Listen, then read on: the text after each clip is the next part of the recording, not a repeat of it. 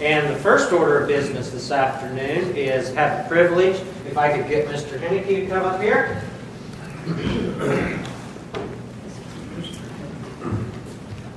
And this is what we would like to present to him on behalf of the Community Advisory as well as all of the staff here at BJCC. And it says, for appreciation of your service on the Board of Corrections from 1999 to 2012. That's 13 years. Was that purgatory or what was that? It was close. Could you share that between you for a couple of seconds there, please? There we go. I'm happy. Thank you.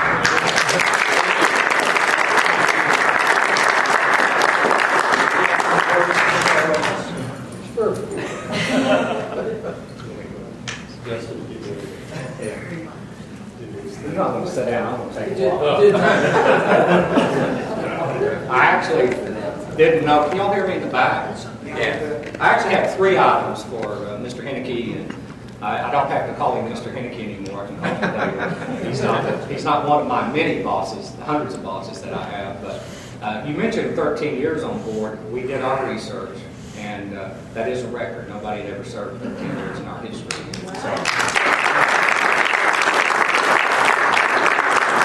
So I have a few things for David today. It's hard to say that. And certainly I appreciate the fact that he served 13 years on board. And as most of you guys know in the audience, he went way above the call of duty. Anytime you needed him, he'd get in that large truck of his and show up. You could hear him coming miles away. I'm assuming it's a diesel. Which is evident by how many times he came up here for different events. And we were talking to Dr. Wilson about David's involvement in getting Dr. Wilson convinced that Alba might be a place to build a chapel and things of that sort. So that's really kind of indicative of David Hankey's commitment to the Board of Corrections. And he wasn't a board member that just sat idly by. He really challenged us a lot. Called me a lot and said, what's going on here, here, here, and here. And so, in many respects, I got him confused with the legislator many times. Sorry, David. I thought that I'd throw that out there. We really didn't have any use of this anymore because it's really hard to find another Hankey, or as people in our agency called him, Hankey. But we did put something on the back that commemorates your years of service. So that's the first item.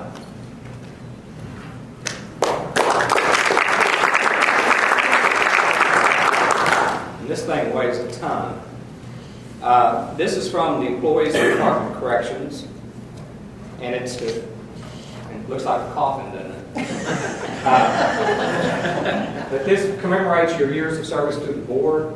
It was designed by staff within the department and got with the trophy company, so it's kind of unique in that respect. And it has your 13 years of service in stainless steel, and again, it is kind of heavy. So thank you so much for that.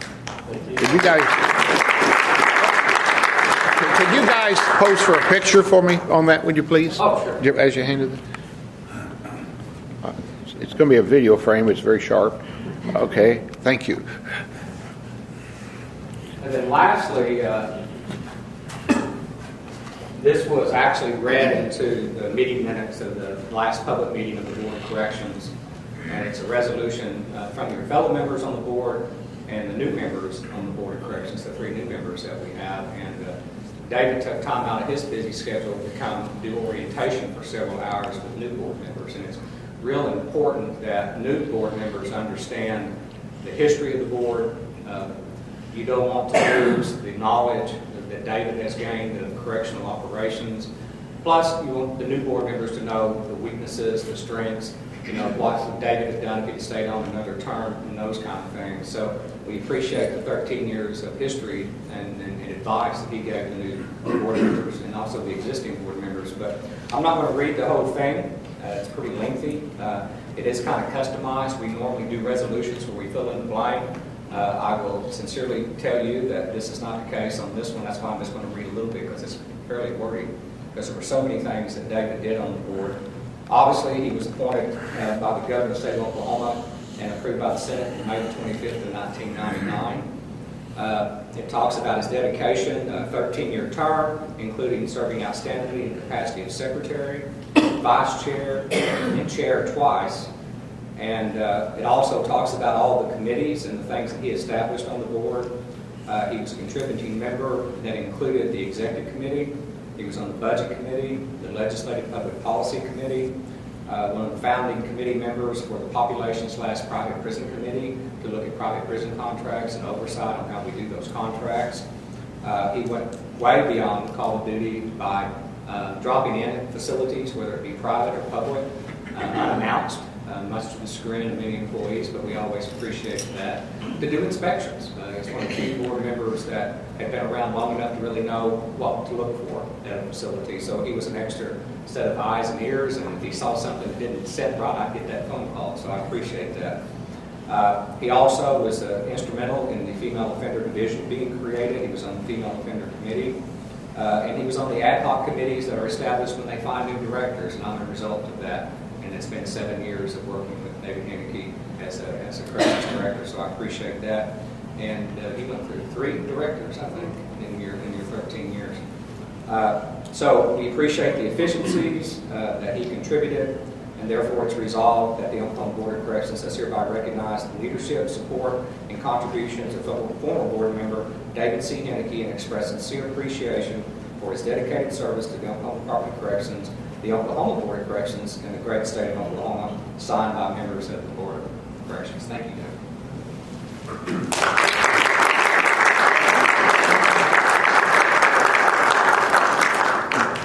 Thank you. Thank you so much. Thank you. Well, let me just say a couple of things.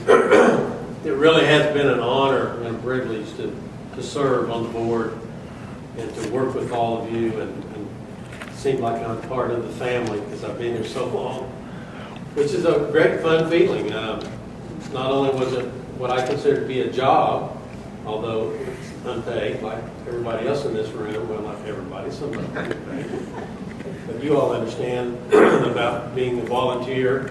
And I always felt that it was kind of part of my goal and one of the blessings I've had that I had a job that I could volunteer and I could contribute, whether it be to the church or to my community or to the state. So I try to take that opportunity to do that. And I happen to be good friends with Mike Hunter, who was Secretary of State back in 1999, and Governor Keating was the governor, and they called and said, look, we're looking for some people for boards, and would you be interested in being on a board? And I said, well, yeah, I guess I would be interested. And, well, you can be on the Realtor Board or the Board of Corrections. And I said, well, which one do you think would be best? Well, since you're an attorney and you do a lot of criminal work, maybe we would like to have you over here. So I did that. I didn't realize how much time. Maybe I should have been on the Realtor Board, but how much time and commitment it took, to be involved in the board. But it's certainly been a blessing and a wonderful thing. And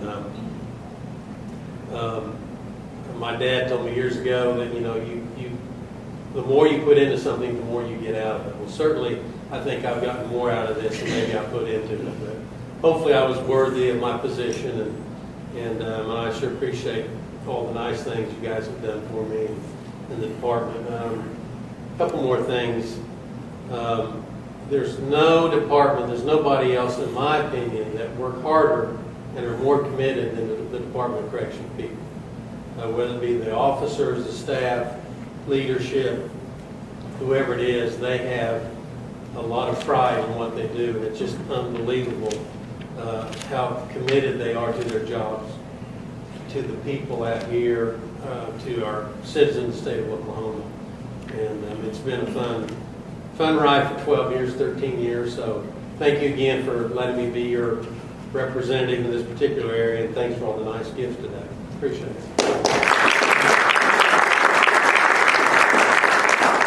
Thank you personally for what you've done for Bill Johnson. And I don't want to repeat anything that's been said, but you were probably the first Board of Corrections member that I've ever known that actually came out and spent time with us. You connected with the staff, and they felt a connection to the board through you that I don't think we've ever had before. So we appreciate just the personal relationships that you've developed with us as well. So we should. Okay, we have one last recognition because I'm going to get our legislative update going also today. We have an annual awards ceremony in the department. And besides recognizing employees and different professional excellence categories, we also have a category where we recognize volunteers in the community. And so we submitted, and you didn't know this at the time, but we submitted for our nomination this year as the Volunteer Program of the Year, Richard Ryerson, the Chapel Coalition Committee. And last month, we went down to the awards banquet, and we got to honor the Richard Ryerson as the chairperson of the Chapel Coalition Committee as the winners of the Field Operations Volunteer Program of the Year, which is all 18 institutions we were selected, or they were selected to be honored. So we thought it was an incredibly worthy project. We have wonderful volunteers here, but we wouldn't be in this building right now if it wouldn't be for the efforts of those folks. So anyway, Richard, if you would come up, we wanted to share that publicly with the board today, with the advisory board, and Richard has a token for those members of the Chapel Coalition Committee that are here today. If you also would come up, Judge Linder, Freeland, Ed. We've got some that are out of town today, and we're going to catch up with you, Joe, Kyle. You know who you want. Okay? And that may be the ones that we have here today. And while he is, you all know the story, but we did a condensed version of what this committee did to make this happen. And we shared just the story of from when David came to that advisory board meeting in May, and the incredible fundraising effort that happened between May and August, to the groundbreaking and to the ultimate open house in April, a record-breaking construction project, and the number of donors and participants throughout the community and even beyond the Alva community that made this happen. And it was hard to capture all that in the two foundations, the Eversole Foundation, the Benson family, that were really spearheaded a great initiative in getting the fundraising going. And so we tried to capture that, and I would be happy to, I'll give a copy of this to Lynn so he can print this in its entirety. To the day when I reported the use that's going on in this building. So it's been an amazing journey, and it is used every single day, and it is absolutely an incredible legacy that this committee, which is an offshoot of our advisory board committee, has left. And David, that's why we put that picture, even though Bill Johnson isn't just the chapel, but the chapel is a very, very important chapter of our history. So I thank you, and Richard, for heading that up. You want to talk a little bit about what you got? I would like to. I have a commemorative coin here. It's called The History of the Challenge Coins. I'll read this if I have just a minute. Challenge coin service during World War II. The practice of carrying a coin designed specifically for a unit was popular with the Army Special Forces. Carrying the coin at all times and presenting it when challenged to prove affiliation with that unit resulted in a number of consequences for those who could not produce a coin. The most popular required the coin of the soldier to buy a round of bricks. That practice continues to be popular today. This is not coin, this came with the coin. I would say it's a two-faced coin, very beautiful, and I'm proud to present these. I tried to explain to them when they told me my name was nominated. I said, this is a group thing. No one person can receive this. That's not right. So this is the least we can do at this point, is to pass these out. Freeland Roberts, our esteemed treasurer, lots of checks in this building. Ed Sutter, vice chairman. When I was out of town, you took over. Joe, you were the guy with the plan. It's wonderful working with you. Thank you. Judge Linder, for you and I and this guy here, we had to meet in the hall after one of these advisory board meetings. That's where this all started. One for you, too. You're not on the committee, but you're now officially a member. And one for you, Kyle. Thanks for your help. Thank you.